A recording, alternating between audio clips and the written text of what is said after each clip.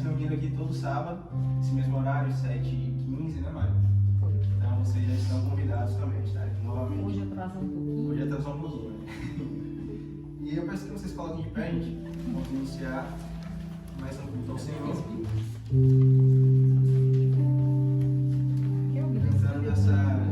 Cantando esse cântico, Canção do Apocalipse. Vocês podem acompanhar no portfólio, tá?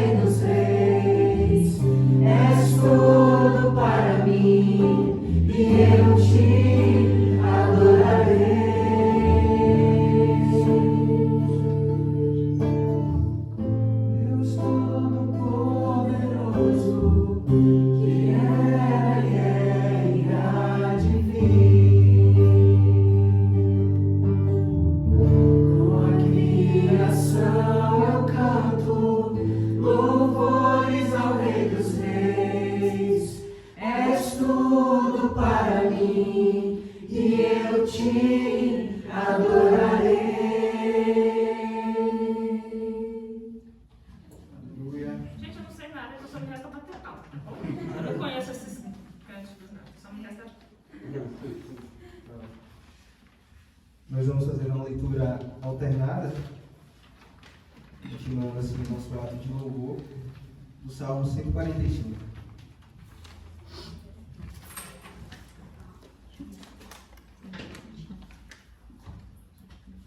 Salmo de número 145, do versículo 1 ao 13. Eu vou ler os versículos ímpares dos irmãos os pares, tá bom?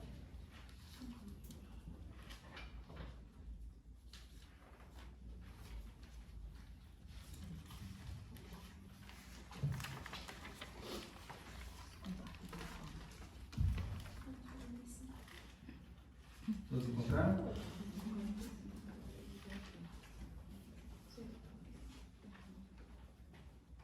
Vamos lá.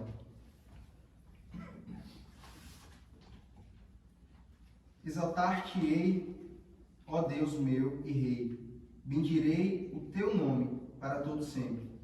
Todos os dias te bendirei e louvarei o teu nome para todos sempre. Grande é o Senhor e muito digno de ser louvado. A sua grandeza é insondável. Uma geração louvará a outra geração as tuas obras e anunciará os teus poderosos feitos. Meditarei no glorioso esplendor da tua majestade e nas tuas maravilhas. Falar-se-á do poder dos teus feitos tremendos e contarei a tua grandeza. Divulgarão a memória de tua muita bondade e com júbilo celebrarão a tua justiça. Benigno e misericordioso é o Senhor, tardio em irar-se e grande em clemência. O Senhor é bom para todos, e as suas ternas misericórdias permeiam todas as suas obras. Todas as suas obras te renderão graças, Senhor, e os teus santos te bendirão. Falarão da glória do teu reino e confessarão o teu poder. Para que os filhos dos homens se façam notórios os teus poderosos feitos e a glória da majestade do teu reino. Todos juntos? O teu reino é o de todos os séculos, e o teu domínio subsiste por todas as gerações. O Senhor é fiel em todas as suas palavras e santo em todas as suas obras. Amém. Cântico acima de todos.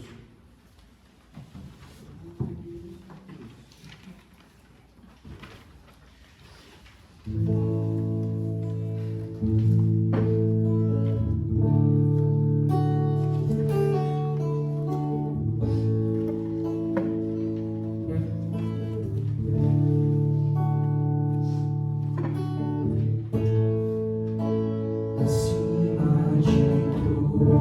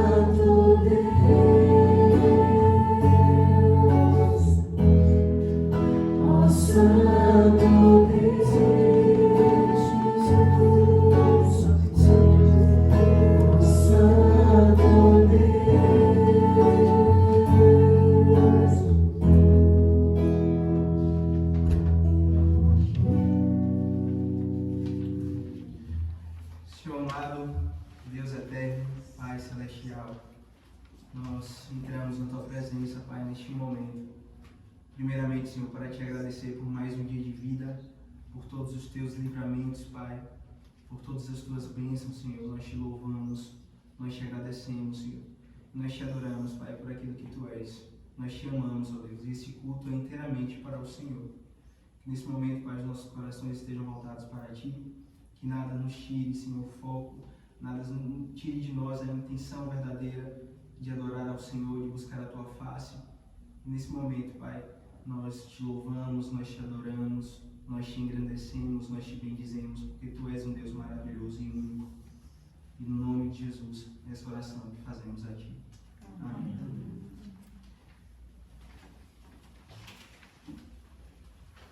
Iniciando nosso ato de contrição, eu peço aos irmãos que abram as Escrituras em Romanos, capítulo 8.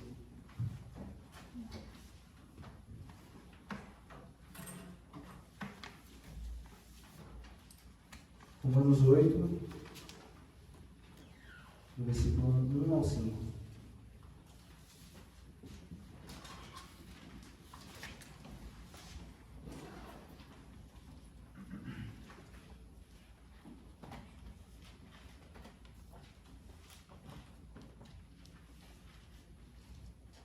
Todos encontraram? Amém. E a palavra diz assim: Agora, pois, já nenhuma condenação há para os que estão em Cristo Jesus. Porque a lei do Espírito da vida, em Cristo Jesus, te livrou da lei do pecado e da morte. Porquanto, o que fora impossível à lei, no que estava enferma pela carne, isso fez Deus, enviando o seu próprio Filho em semelhança de carne pecaminosa e no tocante ao pecado, e com efeito condenou Deus na carne o pecado, a fim de que o preceito da lei se cumprisse em nós, que não andavam segundo a carne, mas segundo o Espírito. Porque os que se inclinam para a carne cogitam das coisas da carne, mas os que se inclinam para o Espírito, das coisas do Espírito. Amém.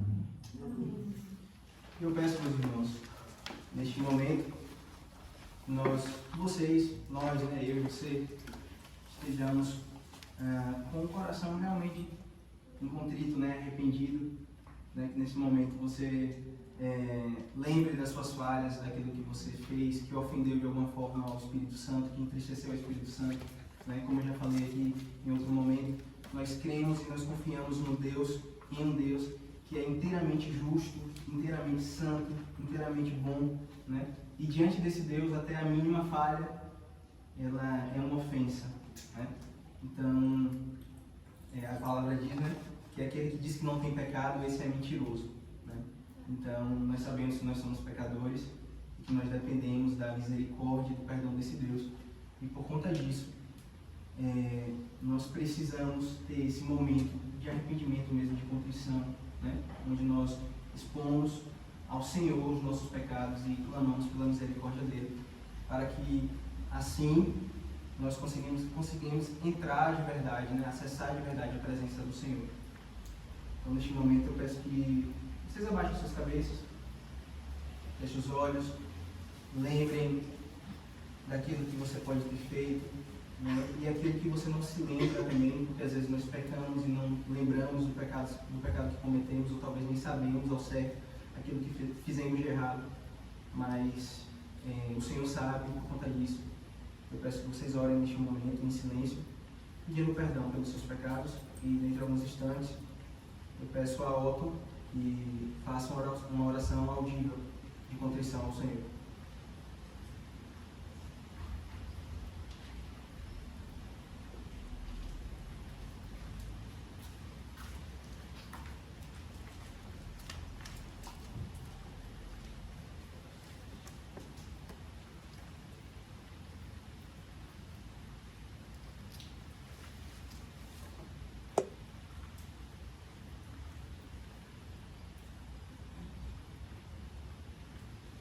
Senhor Jesus, nós chegamos na Tua presença, Senhor, para te perdoar os nossos pecados, Senhor.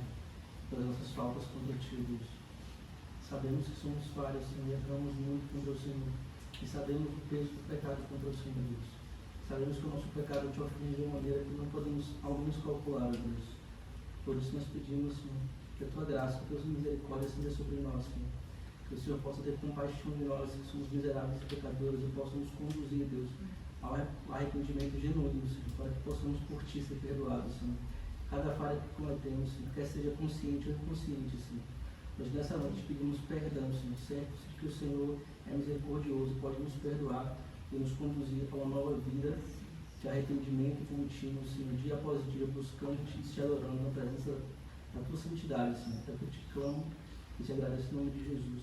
Amém. Todos juntos vamos fazer a declaração de perdão. Alguns cores.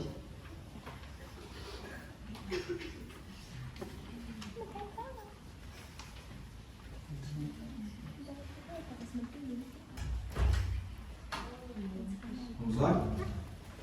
Porque o pecado não terá domínio sobre vós, pois não estáis debaixo da lei, e sim da graça. Hino 74.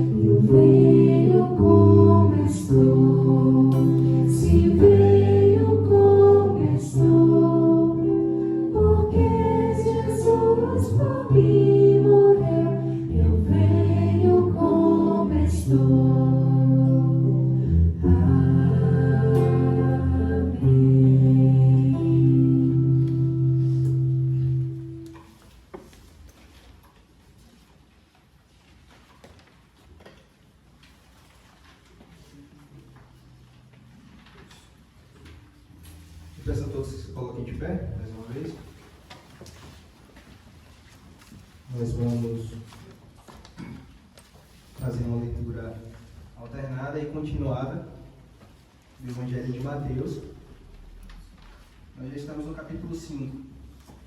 Vamos ler a partir do versículo 21 até o final do capítulo, o versículo 48. Para vocês, gente, que nos visitam também pela primeira vez, essa leitura continuada ela tem uma intenção. Né? A gente começou a ler no primeiro capítulo de Mateus e a intenção é ler todo o Novo Testamento, né? Até o final.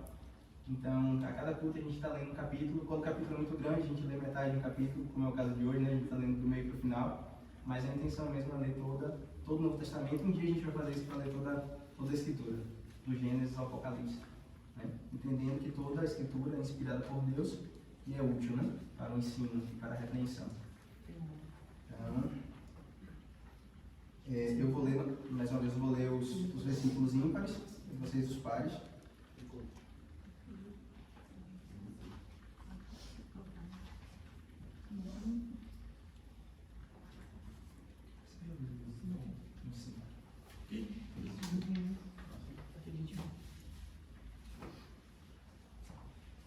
Todos encontraram? Amém. Mateus 5, a partir do 21.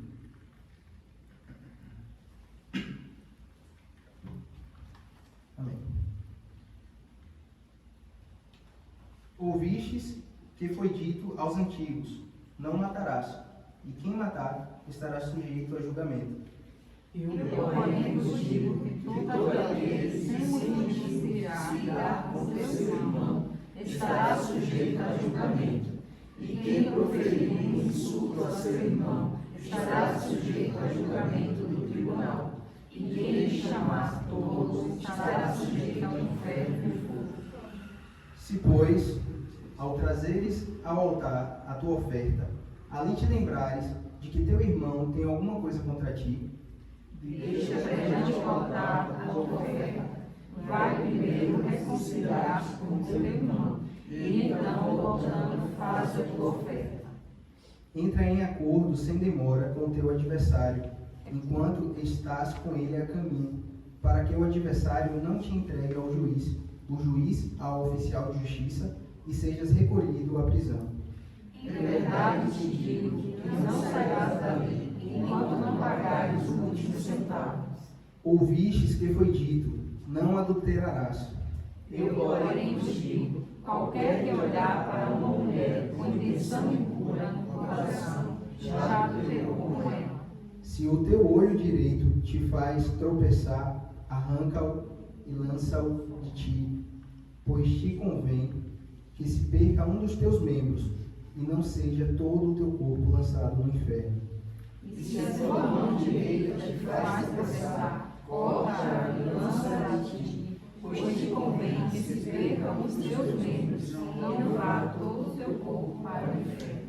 Também foi dito: aquele que repudiar sua mulher, dê-lhe carta de divórcio. Eu, porém, vos digo: qualquer que repudiar sua mulher, exceto em caso de relações sexuais ilícitas, a expõe a tornar-se adúltera, e aquele que casar com a repudiada comete adultério. Também ouvistes que foi dito aos antigos: não jurarás falso, mas cumprirás rigorosamente para com o Senhor os teus juramentos. Eu, porém, vos digo: de modo algum jureis, nem pelo céu, esse teu nome diz, Nem pela terra, por ser estrado de seus pés, nem por Jerusalém, por ser cidade do grande rei.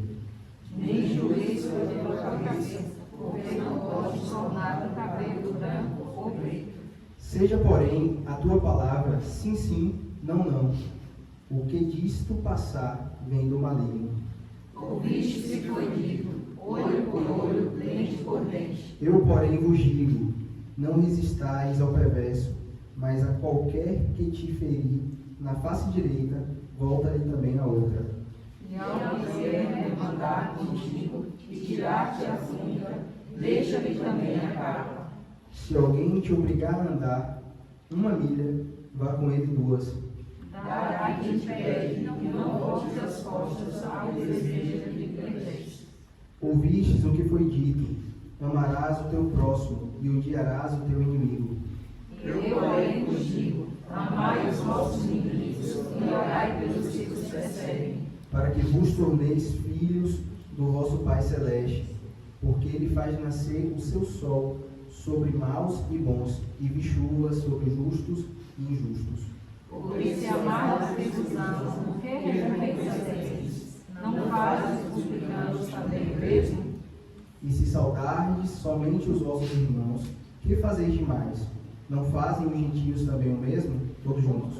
Portanto, sede vós perfeitos, como perfeito é o vosso Pai Celeste. Amém. Cântico, tu és soberano.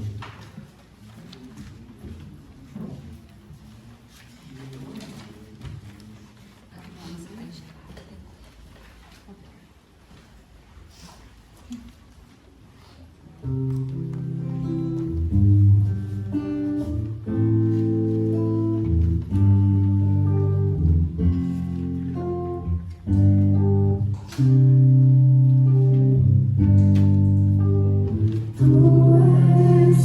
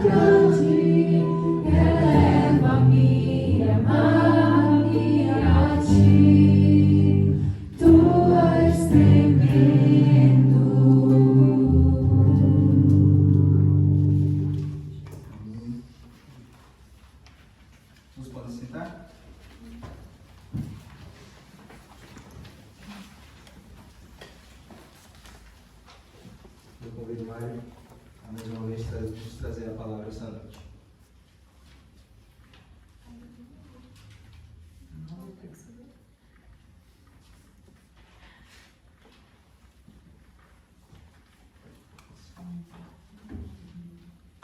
Esse paz, meus irmãos. Quero convidá-los nessa noite para lermos a palavra do Senhor no livro de João, no Evangelho de João, agora no capítulo 4. João, capítulo 4, um texto bastante conhecido também da Escritura.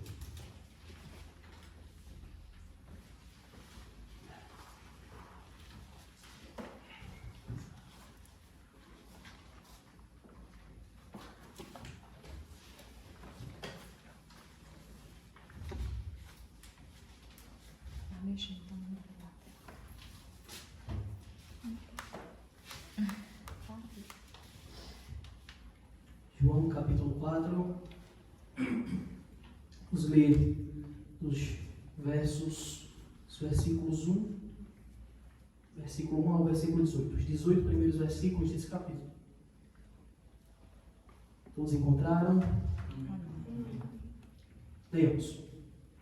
Quando, pois, o Senhor veio a saber que os fariseus tinham ouvido dizer que ele, Jesus, fazia e batizava mais discípulos que João, se bem que Jesus mesmo não batizava, e sim os seus discípulos, deixou a Judéia, retirando-se outra vez para a Galileia, e era-lhe necessário atravessar a província de Samaria.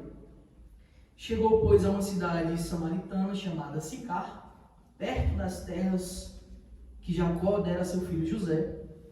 Estava ali a fonte de Jacó. Cansado da viagem, assentara-se Jesus junto à fonte por volta da hora sexta. Nisto veio uma mulher samaritana tirar água. Disse-lhe Jesus: dá-me de beber. Pois seus discípulos tinham ido à cidade para comprar alimentos.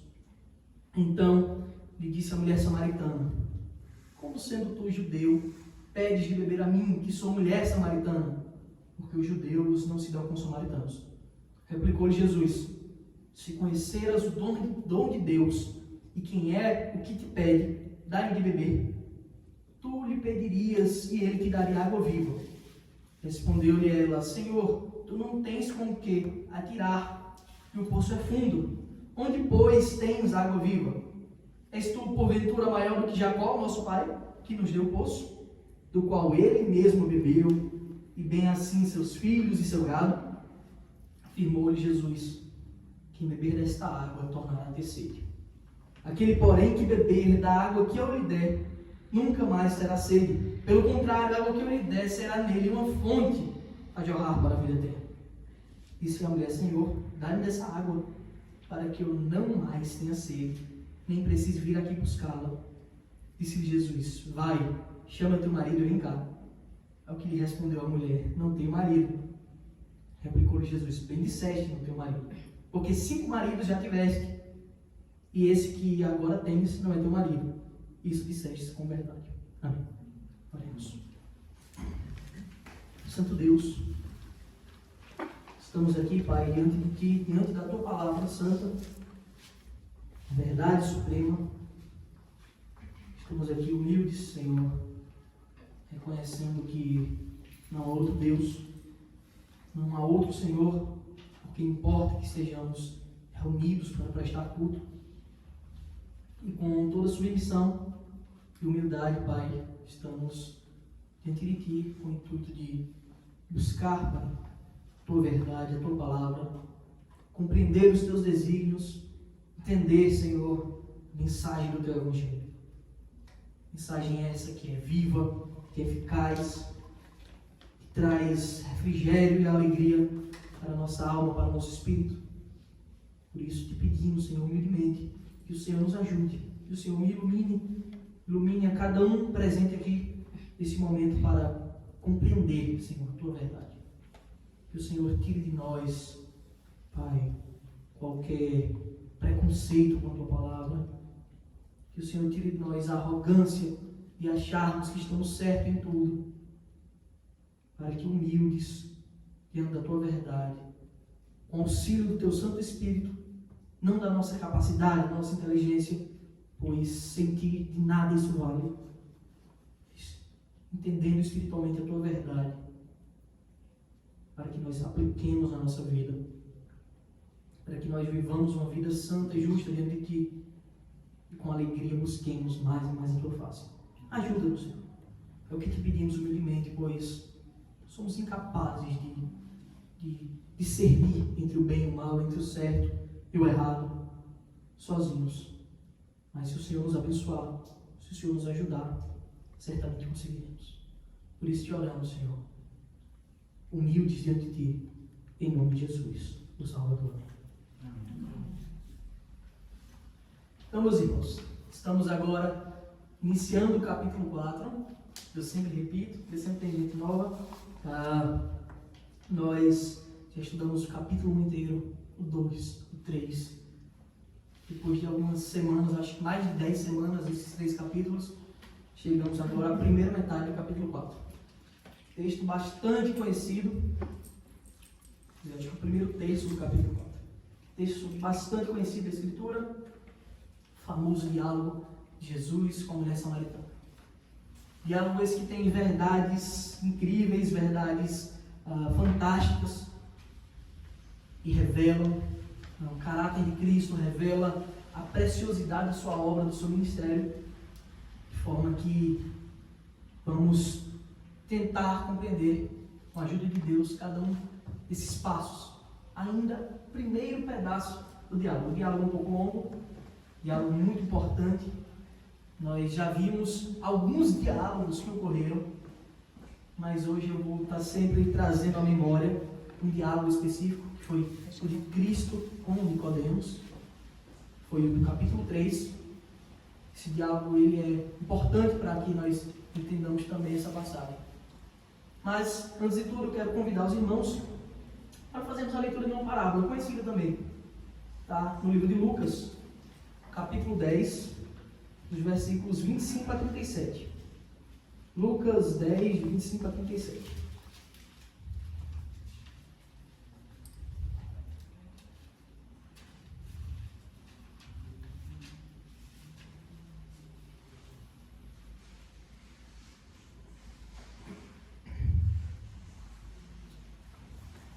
Essa passagem de Lucas também é Cristo falando, Cristo sendo interrogado, e ele vai falar com parábola.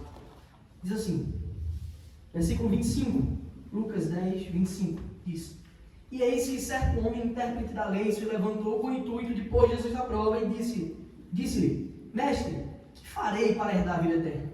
Então Jesus lhe perguntou: O que está escrito na lei? Como interpretas? A isto ele respondeu: Amarás o Senhor teu Deus de todo o teu coração, de toda a tua alma, de todas as tuas forças e de todo o teu entendimento, e amarás o teu próximo como a ti mesmo.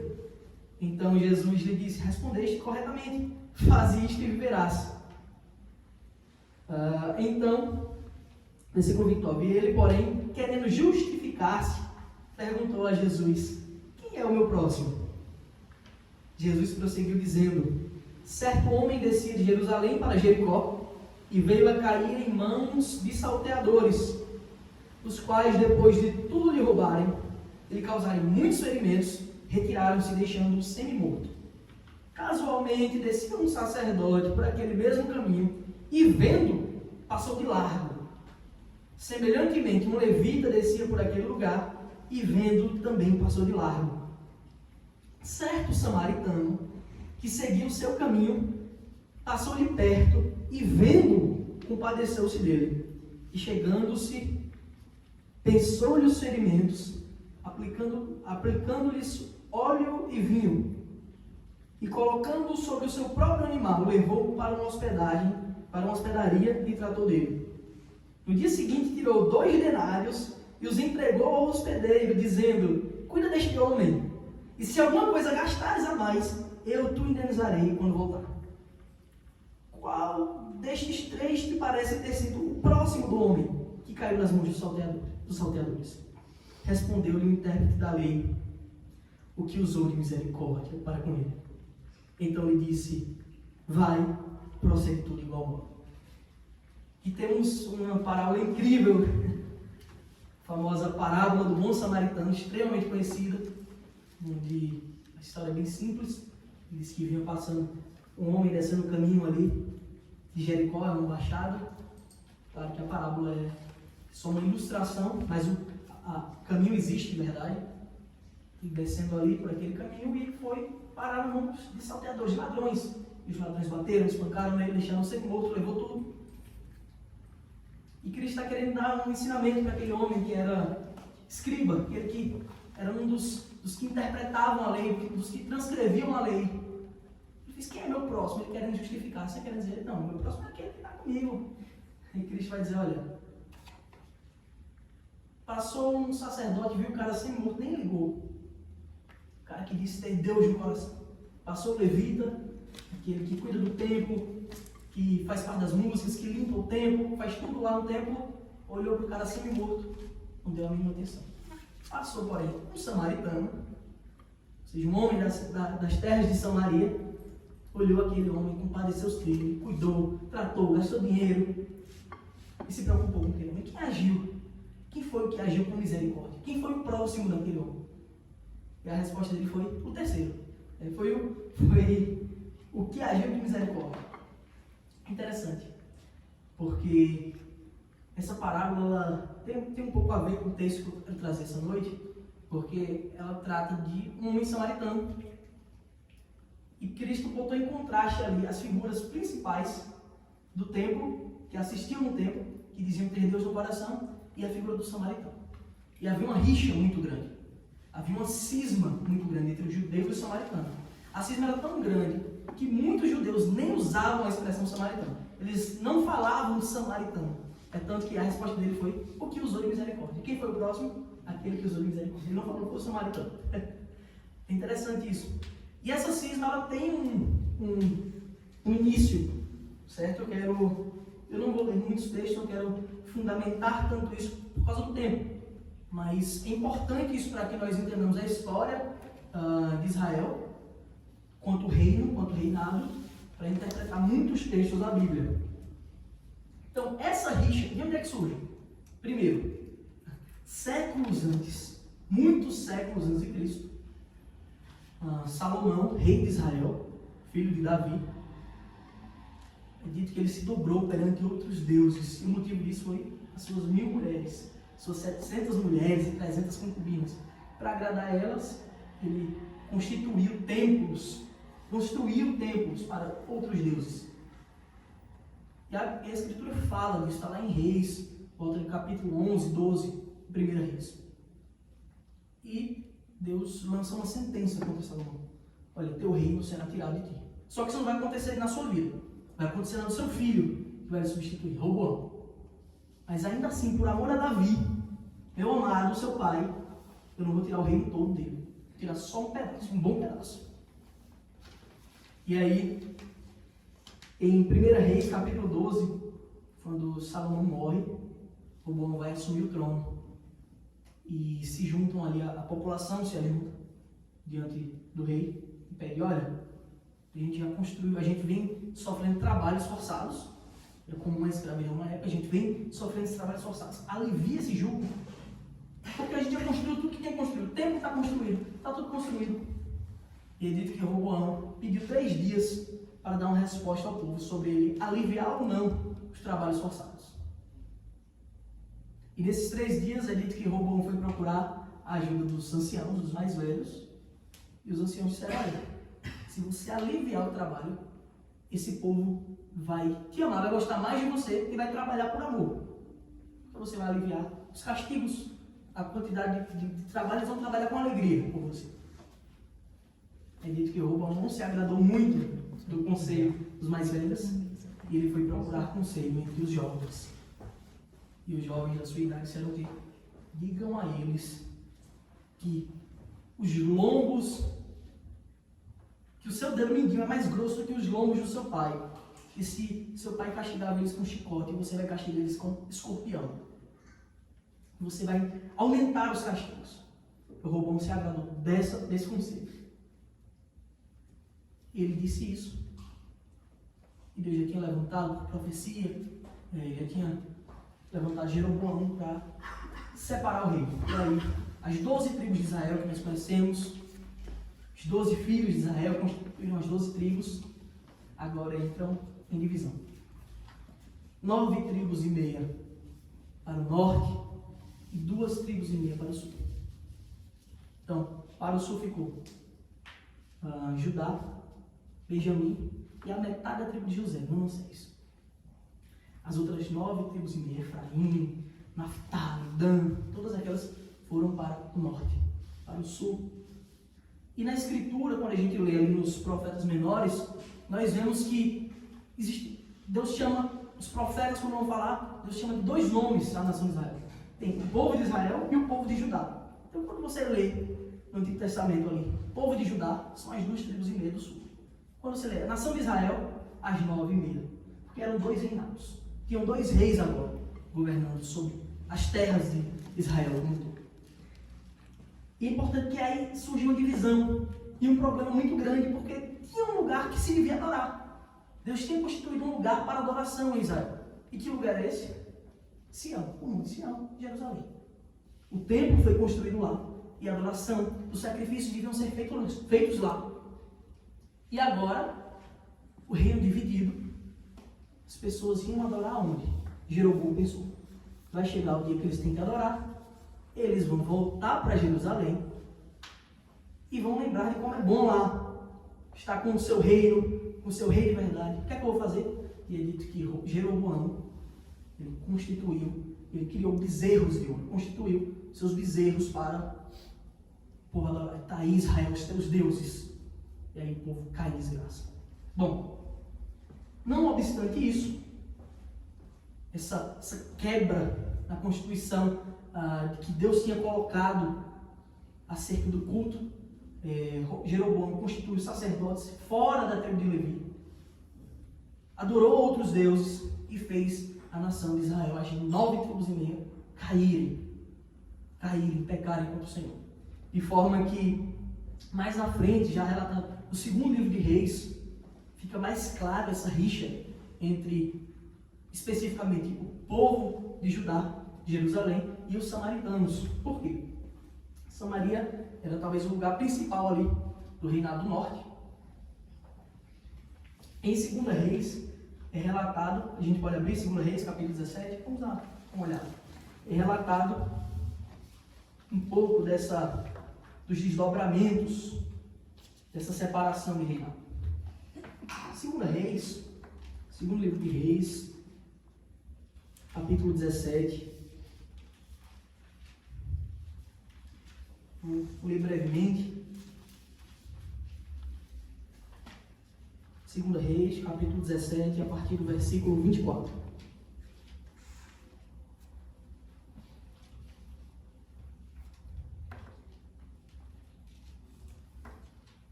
Diz assim: o rei da Síria trouxe gente de Babilônia aqui. Então, o povo de Israel tinha sido exilado, um dos exílios prometidos. Não foi o exílio babilônico, que ali foi o reinado do sul, aqui o reinado do norte. Foi exilado pelo rei assírio. E o rei assírio ele era muito esperto. O Sargão, ele tinha uma noção de que quando ele exilava um povo, ele misturava os povos, para que aquela cultura ela fosse desmanchada, para que a cultura ela fosse perdida, as raízes fossem quebradas e assim, de fato, aquela nação desaparecesse. Ainda tem um povo, porém, sem preservação de suas raízes. Nesse caso, a preservação principal aqui era o culto. E é dito que o rei da Síria trouxe gente de Babilônia, de Cuta, de Avá, de Amate, de Sefarvaim, e a fez habitar nas cidades de Samaria, em lugar dos filhos de Israel. Tomaram posse de Samaria e habitaram nas suas cidades. A princípio, quando passaram a habitar ali, não temeram o Senhor. Então mandou o Senhor para o meio deles leões, os quais mataram alguns do povo. Pelo que se disse ao rei da Síria: as gentes que transportaste e fizeste habitar na cidade de Samaria não sabem a maneira de servir o Deus da terra. Por isso enviou ele leões para o meio deles. os quais as matam porque não sabem como servir o Deus da terra. Então o rei da Assíria mandou dizer: levai para lá um dos sacerdotes que de lá trouxestes, que ele vá e lá habite e lhes ensine a maneira de servir o Deus da terra. Foi, pois, um dos sacerdotes que haviam levado de Samaria e habitou em Betel, e lhes ensinava como deviam temer o Senhor. Então, aqui acontecem alguns desdobramentos, porque Deus tinha dado uma ordem ao povo. O povo era para ser puro no sentido de não se misturar com outras nações. Porque no dia que eles se misturassem, eles iam trazer as raízes de outras nações, os deuses de outras nações, os maus costumes, e Deus tinha dado uma ordem. Bom, nós sabemos que o povo de Judá também foi exilado. Foi exilado pelos babilônios. Só que os babilônios eles não tinham isso. Eles exilaram o povo inteiro, mas preservaram a cultura. Assim como nessa época de Cristo, o Império Romano dominava o mundo, mas também não destruía as culturas. O povo judeu tinha sua liberdade de culto ali, com alguns detalhes de cobranças, de impostos, mas a cultura estava preservada. Bom, os desdobramentos disso é que havia uma rixa muito grande. Porque o povo judeu, das 2 tribos e meia, diziam o quê? Vocês não são mais nossos irmãos. Vocês se misturaram, vocês perderam, vocês não são o povo de Deus. E essa rixa ficou muito forte. E a adoração começou a cada vez mais ser intensificada em Samaria, no Monte Gerizim. Então tinha os 2 grandes montes, Sião, Jerusalém, Gerizim e Samaria. E meio que assim começa essa rixa muito grande. Essa rixa durou séculos. Que na era de Cristo, essa rixa já tem por volta de 700 anos. Com essa divisão, com essa rixa. Houveram tentativas de aproximação, mas o povo de Judá não quis mais, porque aquele povo tinha se misturado. Bom, por aqui a gente vai ver que a rixa entre um judeu e um samaritano não era uma coisa curta, uma coisa que tinha surgido ali. Não era uma discussão de brincadeira de futebol como o Brasil e a Argentina. Era uma coisa muito mais séria. Era uma coisa que envolvia diretamente a noção de vocês são dos nossos ou vocês não são. Nesse contexto todo, os versículos 1 e 2 do nosso texto que lemos essa noite, nosso texto de João capítulo 4, diz o seguinte: quando, pois, o Senhor deu a saber que os samaritanos, que os fariseus tinham ouvido dizer que ele, Jesus, fazia e batizava mais discípulos que João, se bem que Jesus mesmo não batizava, e sim os seus discípulos. Então, veja, Cristo soube que os fariseus, que a sua fama de batismos, que ele estava ganhando seguidores, tinham chegado aos fariseus. O povo, nessa época, estava essencialmente mal, perseguindo o cristianismo. E é dito que quando Cristo veio a saber disso, essa fama chegou até ele, e o versículo 2 deixa claro que a gente já viu isso também na semana passada, que ele mesmo não batizava, mas os seus discípulos batizavam.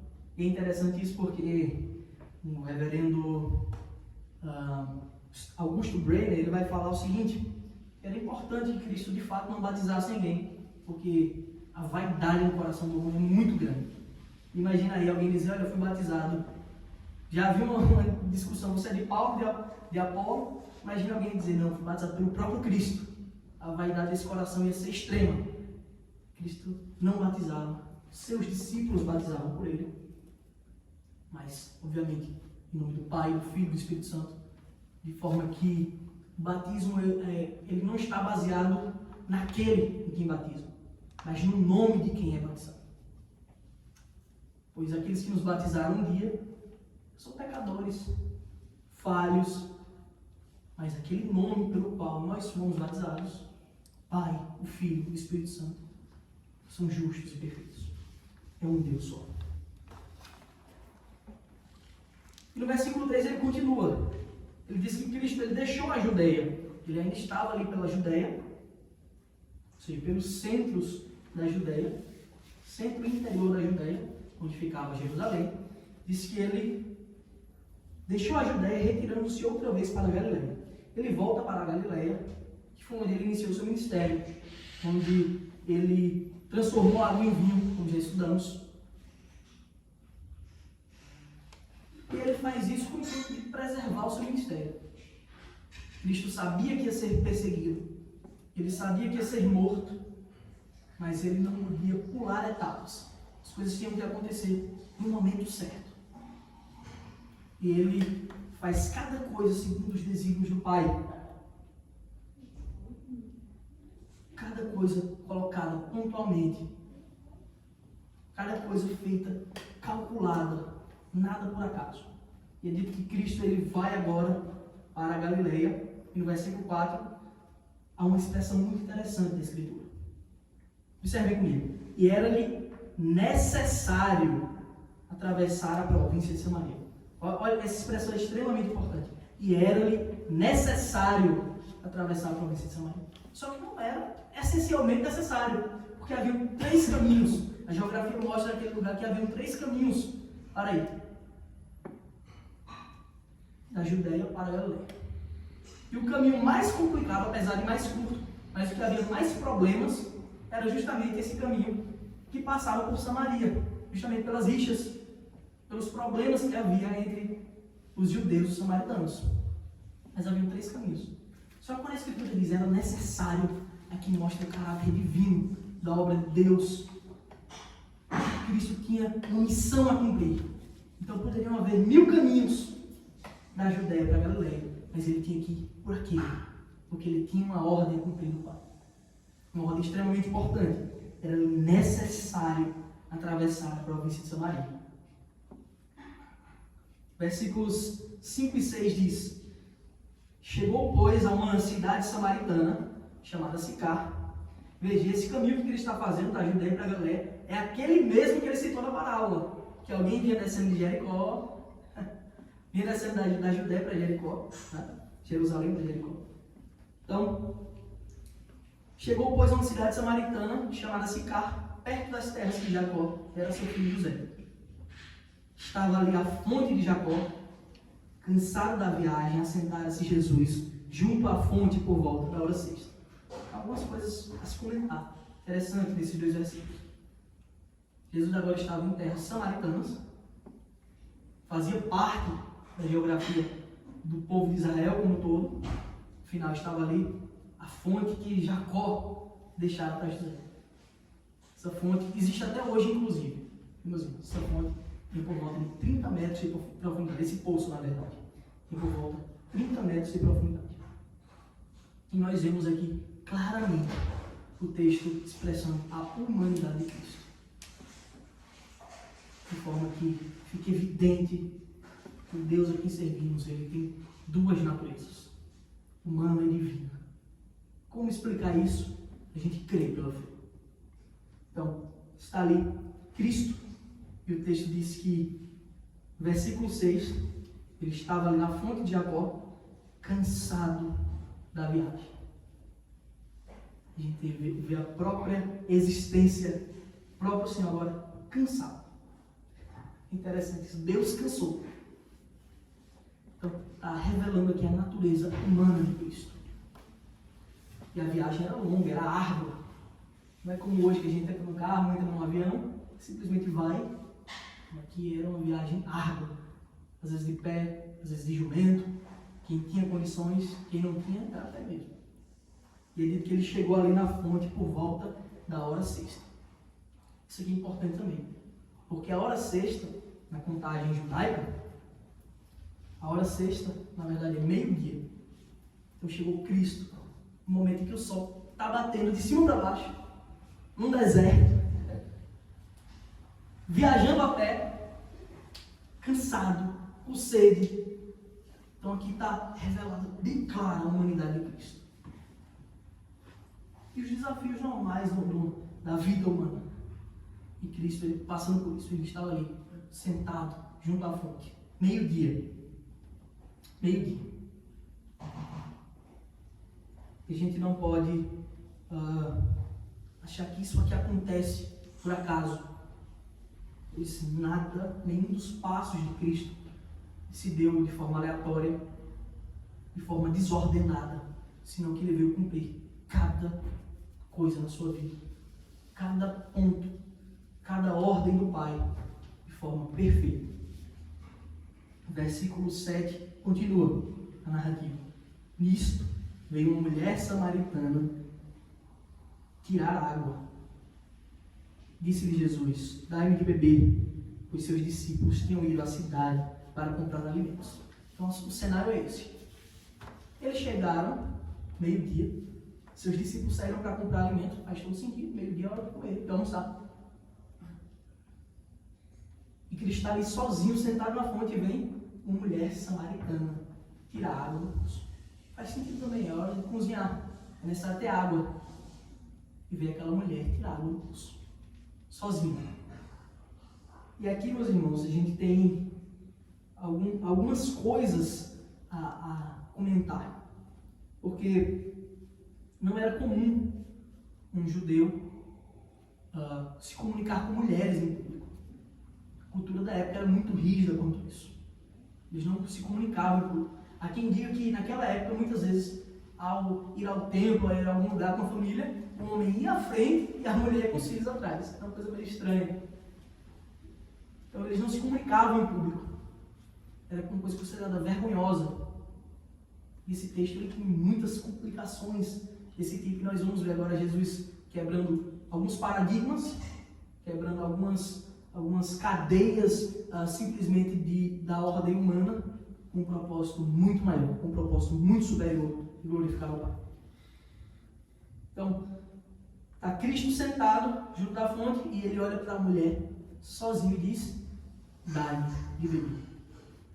Então aqui a gente já tem um problema grandioso. Está um homem sozinho com uma mulher pedindo a ela água, pedindo ajuda. Há quem diga que para nos aproximar das pessoas, principalmente com o intuito de pregar o Evangelho, é importante que a gente se utilize de qualquer situação para falar de Cristo, qualquer que seja ela. De preferência quando você age com humildade, quando você age como necessitado, porque ele não agiu como quem ia ajudar ela, como superior, ele agiu de forma humilde, pedindo água, dá-me de beber. E ali ela tem a atenção de Cristo. Mas a resposta dela foi interessante. Versículo 9.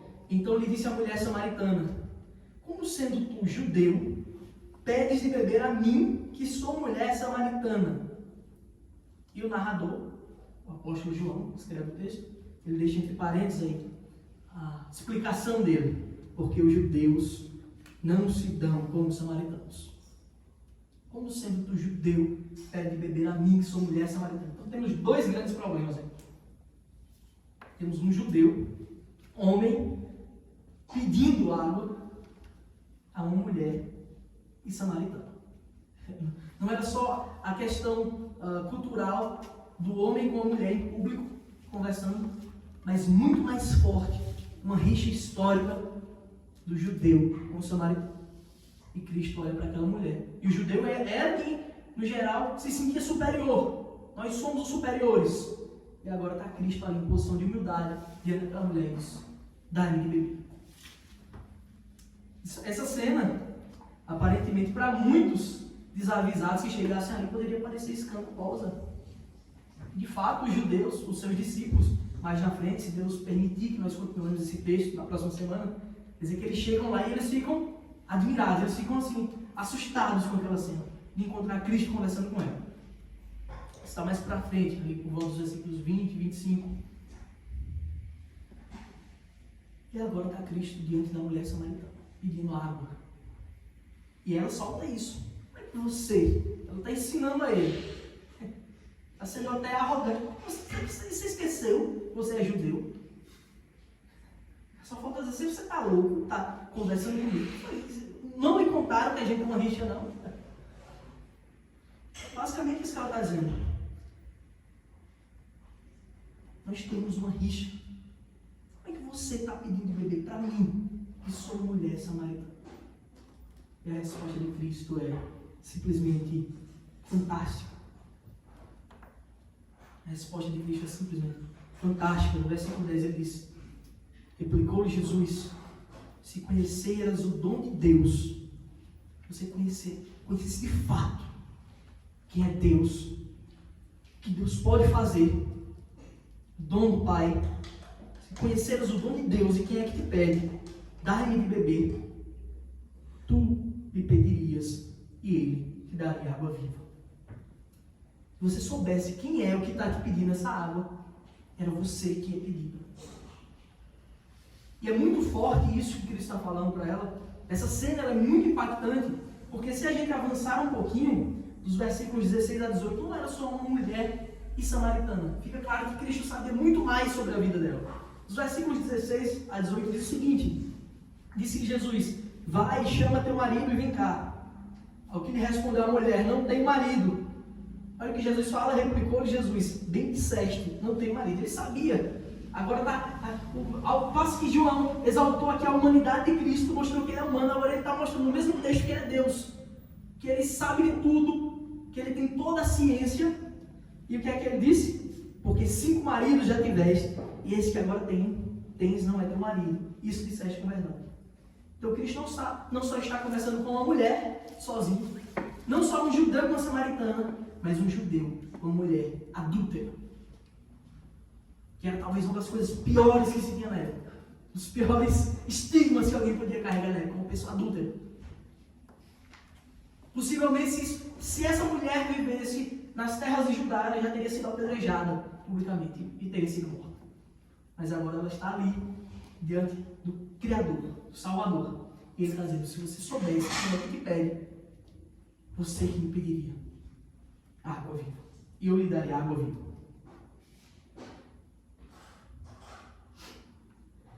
Nós estudamos no capítulo anterior, capítulo 3, o diálogo de Jesus com Nicodemos. E nós temos ali Nicodemos, um dos principais dos judeus, fariseu de primeira ordem, membro do Sinédrio. Ele era aquele homem, ele era um dos 70 homens mais importantes dos judeus. Era aquele homem que as pessoas de Jerusalém olhavam e diziam, se eu tenho que me inspirar em alguém, é nele. Ele é um exemplo de conhecimento, de santidade. E é dito que Nicodemos foi procurar Cristo de noite. Diz, mestre, eu sei que você é mestre, você fez milagres, isso aí só quem faz é Deus. Ou alguém que Deus enviou para fazer. E o que é que a igreja diz a ele? Nicodemos, você precisa nascer de novo. Você pode ter todo o status do mundo.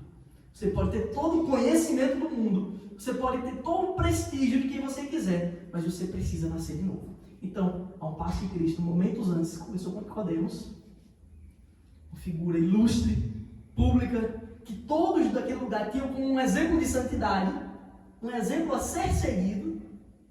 Agora, Cristo está conversando com um exemplo oposto, um extremo oposto. Uma mulher samaritana e adúltera. Com um detalhe, com Nicodemos procurou Cristo nas trevas.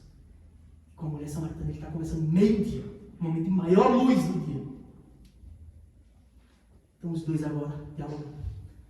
E a mensagem que Cristo dá para os dois é exatamente a mesma. Vocês precisam nascer de novo. Porque não é povo, não é nobre nascimento, não é riqueza, não é título. Nada vai trazer a vida eterna para vocês. Nada. Senão, quando você crê que eu vim morrer por vocês. É isso que Cristo está dizendo. Fica muito claro que Ele veio salvar os pecadores. E que não há status que tire isso. Não há títulos que tire, senão a sua justiça, a justiça do próprio Cristo. Que Ele ofereceu para os dois igualmente. E até a resposta dos dois são parecidas. Mostrando que o pecado é algo muito mais enraizado do que puramente aquele externo. Puramente as coisas que nós vemos, olhamos para uma pessoa, vemos o exterior e diz, olha, esse aí já foi, não quero nem perder meu tempo.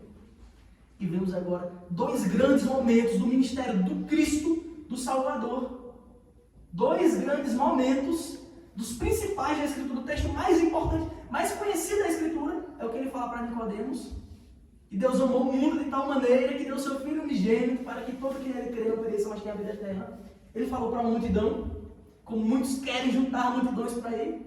Não, ele falou para Nicodemos. E agora está Cristo, ele sai lá da Judéia e vai agora para Samaria para encontrar uma mulher e dar uma mensagem para ela.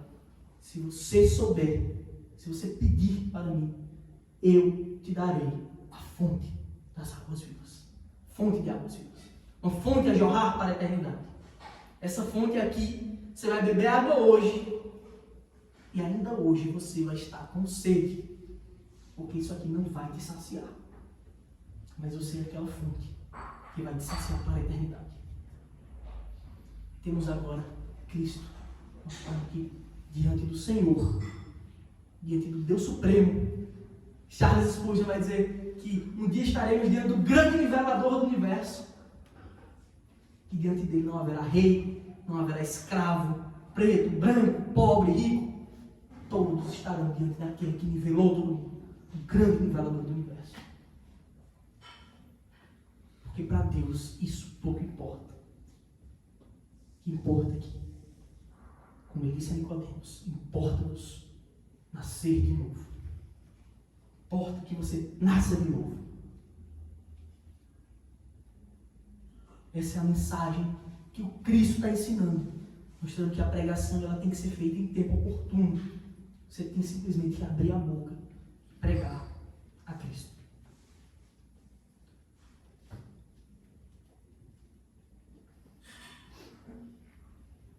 No versículo 10 ele continua. Replicou-lhe Jesus: se conheceres o dom de Deus e quem é que te pede, dai-me de beber, tu lhe pedirias e ele te daria água viva. Versículo 11. Respondeu-lhe ela: Senhor, tu não tens com que atirar, e o poço é fundo, onde pois tens água viva? E assim como Nicodemos, o ser humano, o homem natural, ele não consegue interpretar as verdades divinas, porque as verdades divinas, elas só se discernem, elas só a gente só interpreta corretamente de forma espiritual. Cristo disse: Nicodemos, você precisa nascer de novo. E a resposta dele foi: como sendo eu velho, vou voltar ao ventre da minha mãe e nascer segunda vez? E é evidente que Cristo não está falando de um nascimento físico. Do mesmo jeito que com ela, com a mulher samaritana, é evidente que ele não está falando de uma água física, de uma fonte que vai jorrar para a vida eterna. Senão, que ele está falando da verdadeira água do Espírito, a água purificadora, a água que sacia a nossa sede, a água que nos vivifica, que nos traz a vida verdadeira. A água que nos possibilita olhar a Escritura, enxergar a beleza do Evangelho. Essa água que, quando ela purifica o nosso coração, ela nos adentra, nós temos a certeza que eu sou um pecador necessitado de Deus. Eu sou incapaz de conquistar sozinho. Que nos revela isso. Essa água é o Espírito Santo. Que Cristo está dizendo: você, Nicodemos, precisa. Você, mulher, precisa. É tão interessante que nem o nome da mulher é citado. Ela nem tem nome nessa passagem. Respondeu-lhe ela: tu não tens por que tirar, e o poço é fundo demais. Onde, pois, tens essa água viva? E ela continua, versículo 12: és tu, porventura, maior que Jacó, nosso pai, que nos deu o poço, do qual ele mesmo bebeu, e bem assim seus filhos e seu gado? Ela agora já começa a comparar. Será que você é maior que Jacó, que Israel? Mal sabe ela que ele é o Criador do universo. Mal sabia ainda nesse instante. Mas é interessante, a expressão dela é que Jacó é o seu pai. Portanto, ela é uma israelita de linhagem. Só que nós sabemos que o povo de Samaria tinha se misturado. Esse aqui era o grande problema. Que os judeus não consideravam mais filhos de Israel, porque eles tinham se misturado com outras nações. E ela faz questão de endossar isso. Você é maior que meu pai, que nosso pai, Jacó, que deu a fonte? Você é maior? Afirmou-lhe Jesus, versículo 13. Afirmou-lhe Jesus: quem beber desta água tornará a ter sede. Jacó foi o pai da nação, Israel. Israel foi o pai. Mas essa água aqui que ele deixou, quem beber dela tornará a ter sede. E essa fonte existe até hoje. Essa fonte existe até hoje. É um lugar fechado, acredito que é possível visitar. Mas quem bebe dela até hoje tenta se saciar com esse elemento, volta a ter sede. Eu estou falando aqui e estou bebendo água constantemente. Essa sede física, ela não é saciada. Mas existe uma sede. A sede da verdadeira existência que Cristo nos revela pelo Santo Espírito. E Ele sacia essa sede. Ele dá sentido à nossa vida. A pergunta que todos tentam responder, desde quando o mundo é mundo, é: por que é que existe? Qual o sentido de tudo? E a gente só responde essa pergunta quando o Espírito Santo nos enche com a sua fonte. E nós entendemos que estamos aqui para glorificar um Deus eterno e nos alegrar nele para sempre. Desfrutar da sua criação. Verdadeiramente compreendendo os seus desígnios espirituais. Versículo 14. Aquele, porém, que beber da água que eu lhe der, nunca mais terá sede. Pelo contrário, a água que eu lhe der será nele uma fonte a jorrar para a vida eterna. A água que eu dou, ela não precisa ser reavivada, porque ela é a própria vida. Como muitos ficam: vem Espírito, enche-me de novo. Como assim? Não existe isso, o Espírito encher de novo. Ele é a fonte a jorrar para a vida eterna. Como é que eu vou pedir de novo? Só se você não tiver tido ele. Ele é a fonte a jorrar para a vida eterna. Disse a mulher, mais uma vez, vemos o pensamento do homem natural. Porque aquela mulher estava no processo de conversão. Disse a mulher: Senhor, dai-me desta água para que eu não mais tenha sede, nem precise vir aqui buscar. Ela estava pensando só no trabalho que ela tinha que ir lá buscar todo dia para fazer os seus afazeres domésticos.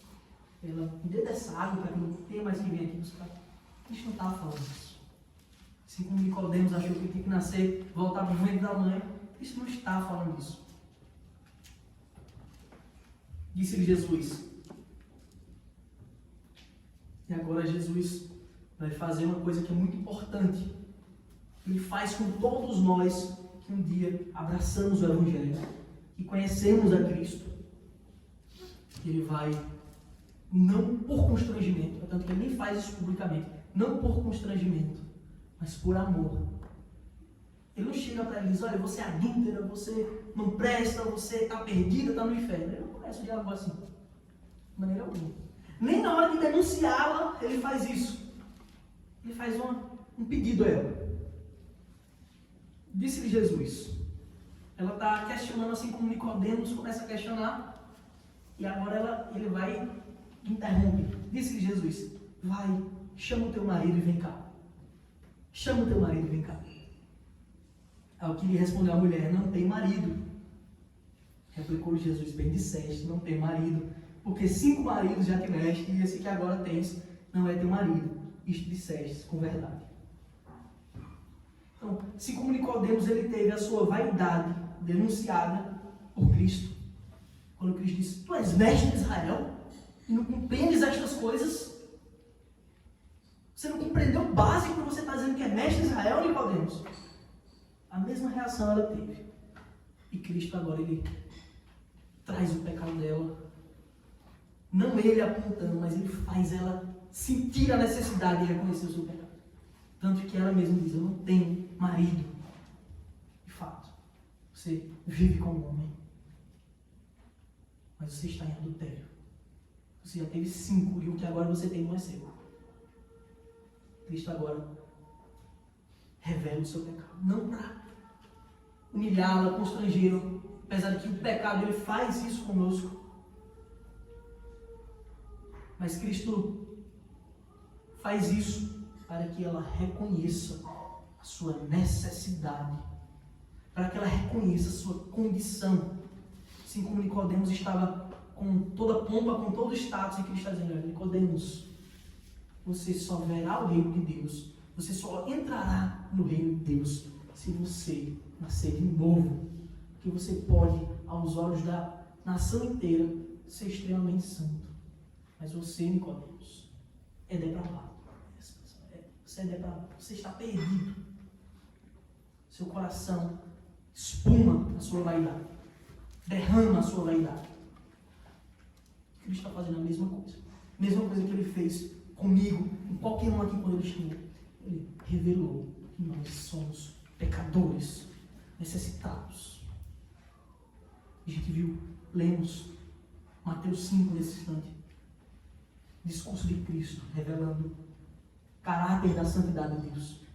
Aquele que irá contra seu irmão, sem motivo. Esse já é homicida. Já matou, porque o caráter desse Deus justo é infinitamente santo.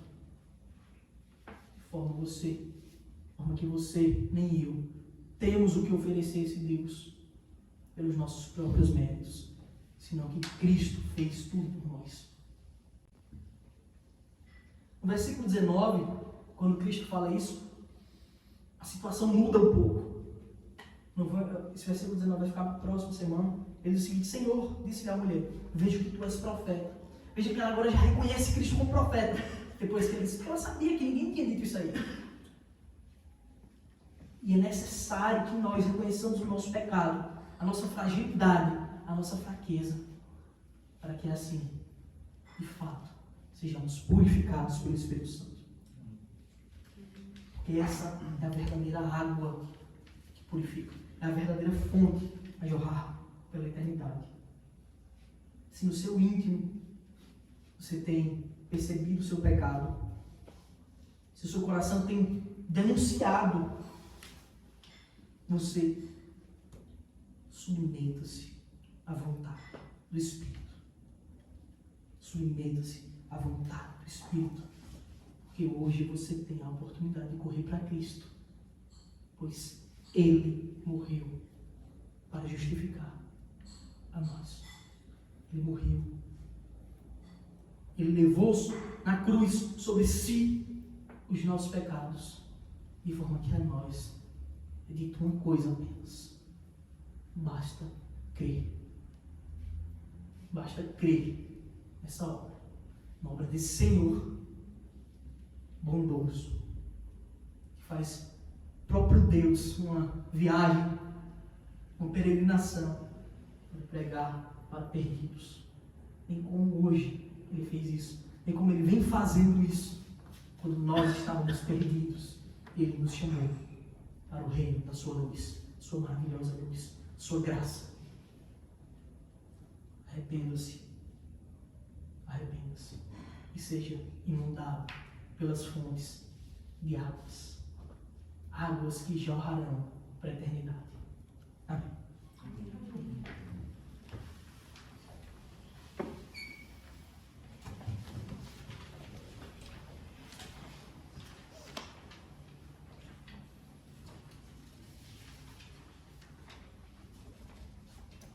Vamos ficar de pé, gente?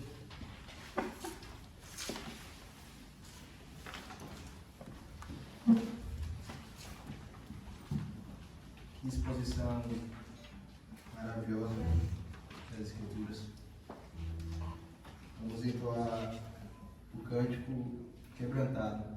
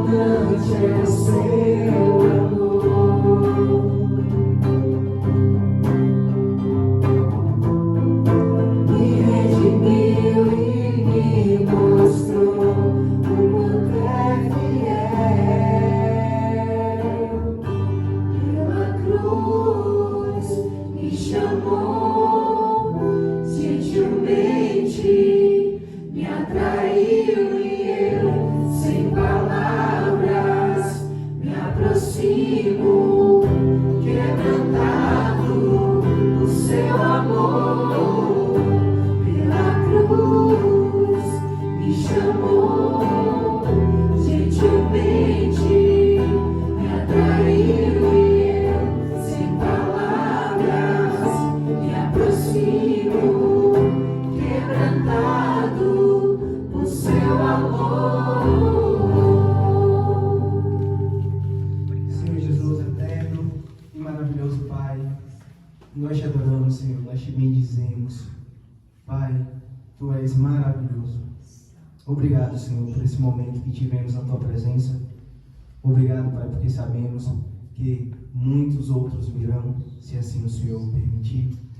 Obrigado, Pai, pela Tua infinita justiça, pela Tua graça que nos acompanha, pelas Tuas misericórdias que se renovam. Obrigado, Pai, pelos livramentos diários. Obrigado, Senhor, pela provisão diária que nós temos em nossa casa, com as nossas famílias. Obrigado, Senhor.